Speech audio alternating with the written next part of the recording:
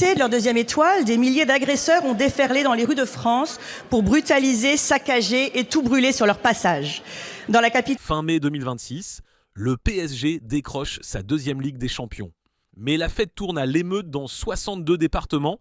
À l'Assemblée, la droite et la gauche s'affrontent l'arquant sur le sens de cette nuit de chaos.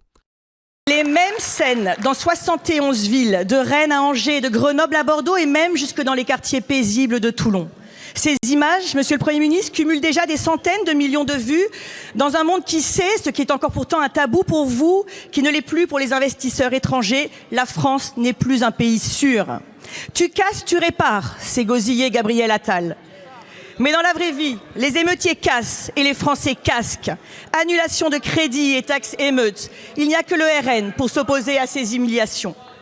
Type d'événement. Alors oui, évidemment, je condamne fermement l'action de ces jeunes voyous, de ces casseurs, qui en marge des événements ne viennent que pour une chose, piller les commerces, dégrader, et surtout parce que cette année, la particularité, c'est que plus de la moitié des actes de violence étaient dirigés contre les forces de sécurité intérieure. Certains ont été gravement blessés. Je veux rappeler que la procureure de Paris a ouvert pour tentative d'homicide volontaire. Là, dans ma circonscription, un adolescent de 13 ans a perdu l'usage d'un œil. La vérité, monsieur le ministre, c'est que votre doctrine du maintien de l'ordre se durcit partout.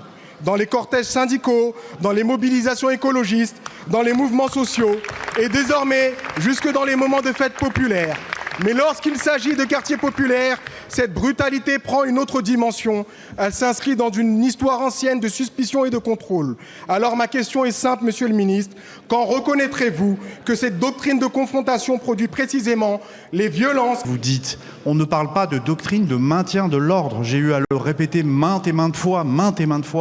On est sur la gestion d'émeutes et de violences urbaines. Ça n'est pas la même chose.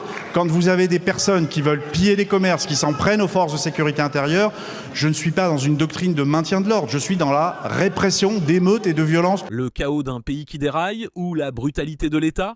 Deux lectures d'une même nuit. Et vous, qu'en pensez-vous? Abonnez-vous à En Clair.